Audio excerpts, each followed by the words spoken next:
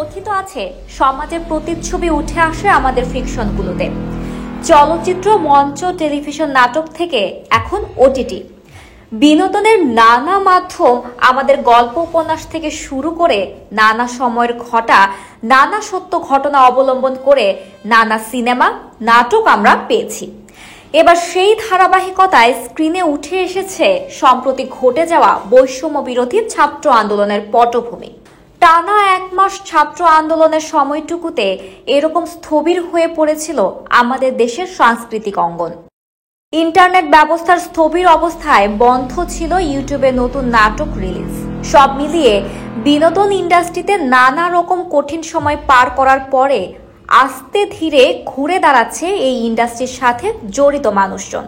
ছাত্র আন্দোলনের ঘটনা অবলম্বনে রুবেল হাসানের পরিচালনায় অবুঝ পাখি নাটক রিলিজ পাচ্ছে শিগগিরই। এই সময়ে জনপ্রিয় এবং প্রশংসিত অভিনেতা ইয়াশ রোহান ও হালের ক্রেজ নাজনীন নিহাদ জুটিকে দেখা যাবে এই নাটকে।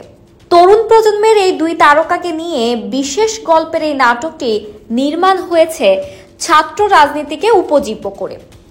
নাটকটির গল্প প্রসঙ্গে জানা যায়, জনপ্রিয় ছাত্রনেতা ইয়াশ রোহান, একই ক্যাম্পাসের শিক্ষার্থী নাজনীন নিহাদ, দুজনের মধ্যে ভীষণ প্রেম ও বোঝাপড়া। কিন্তু এই বোঝাপড়ার মধ্যে একটাই জটিলতা, সেটা হচ্ছে রাজনীতি।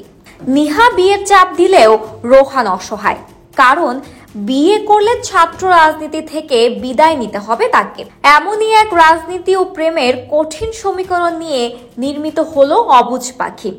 নাটকটির গল্প প্রসঙ্গে নির্মাতা রুবেল হাসানের বয়ান এমন, ছাত্র রাজনীতি ও প্রেমের মধ্যে যে জটিলতা, সেটা নিয়ে আসলে খুব বেশি গল্প বলা হয় না। এখানে সেই গল্পটাই বলার চেষ্টা করছি। দারুণ একটা গল্প, শিল্পীরাও সর্বোচ্চ আন্তরিকতা দিয়ে কাজটি করেছেন। আশা করছি দর্শকদের প্রাণ ছুঁয়ে যাবে গল্পটি। সিএমবির ব্যানারে সময়ের অন্যতম জনপ্রিয় নির্মাতা রুবেল হাসানের পরিচালনায় ভিন্নধর্মী এই নাটকের চিত্রনাট্য লিখেছে মেজবাউদ্দিন সুমন।